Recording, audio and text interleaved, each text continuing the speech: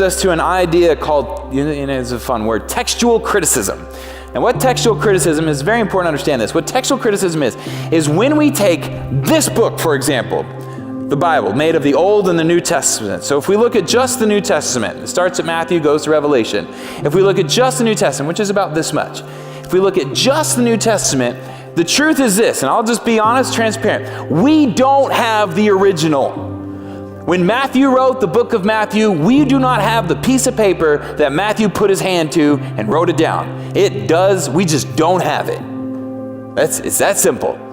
In fact, when you go to any ancient writing, including this guy Tacitus that we just read, we don't have any of the originals because it's so old. You're talking about trying to preserve paper from 2,000 years ago. I can't even keep a receipt for like a year. And we want these things to be preserved. So it's fair. We don't have the originals. So what textual criticism does is it looks at all of the copies that we have. And it evaluates when was the copy written? How much of the copy is there? How many different copies do we have? And it does a criticism, it compares all of the copies to try to regenerate the original. That's the exercise of textual criticism. It's done in everything. You remember in high school when you had to read Homer's The Odyssey or the Iliad? That's a result of textual criticism. We don't have the original copies that Homer wrote. But we do have other copies that we can put together, and that's where we get it. Same is true of the Bible. But there's something different about the Bible. This is what one scholar said, a guy named Dr. Wallace, I think William Wallace, that's not William Wallace, his Braveheart. Dr. Wallace has to say this: New Testament scholars face an embarrassment of riches compared to the data the classical Greek and Latin scholars have to contend with. The average classical author's literary remains, those copies, number no more than 20 copies. So on average, when we take, for example, this guy Tacitus, and we look at the number of copies that we have, the average classical ancient author has about 20 copies to their name. It's funny, no one's raising a stink about, well, I don't know if I can trust Plato. I don't know if I can trust the writings of Aristotle. But when you talk about the Bible, everybody likes to use this argument. Everybody likes to say, I don't think I can trust the Bible.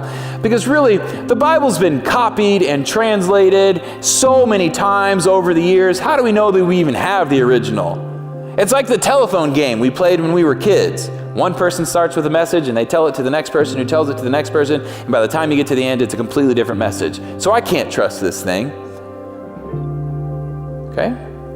That's a good sounding argument. I'll give you that. It sounds okay. That sounds like a good argument. Textual criticism tries to seek all of the different messages as they were translated, as they were given throughout the years, and get back to the original. So when we look at the average, on average, the classical Greek, Roman scholar, Greek, Latin scholar has about 20 copies. Okay? We have more than 1,000 times the manuscript data for the New Testament than we do the average Greco-Roman author. That is fact. That's not some guy just like harping and saying the New Testament is. I found the same thing on Harvard's website. That is fact. We have so many copies of the New Testament, or fragments of copies. We have literally 20,000 plus compared, did you get that? 20,000 plus compared to the average 20 that a normal Greco-Latin author has, Greek or Latin author has. Not only this, but the extant manuscripts of the average classical author are no earlier than 500 years after the time he wrote it. So what that means is all of the other copies that we have usually show up about 500 years after the time that person supposedly wrote it. Those 20 copies. The New Testament, however, we're waiting mere decades. We have copies of the New Testament that go back to within the first 100 years of when it was written. It's insane. The amount of textual evidence for the New Testament, like he said, is embarrassingly rich. It is overwhelming. It is literally, this isn't me just trying to like, look at me, I'm trying to make a case here. No, it is fact. It is literally 1,000 times more than average. Come on. So can the Bible, can the New Testament be trusted? Sure. So he goes on and he says the very best classical author in terms of extant copies, in other words, most copies, is Homer. Manuscripts of Homer number less than 2,400 compared to the New Testament, manuscripts that are approximately 10 times that amount. 10 times the amount of Homer. So second place is Homer. And New Testament has 10 times the amount of manuscript evidence as Homer.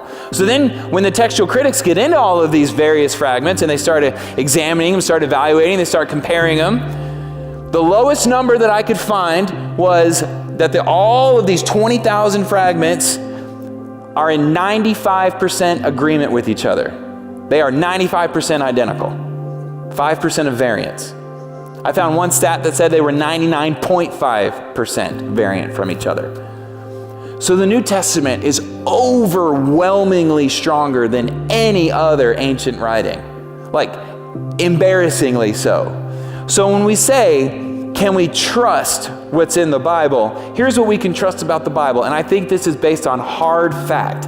This isn't a leap of faith. I think we can trust that what we read in the New Testament was what was originally written.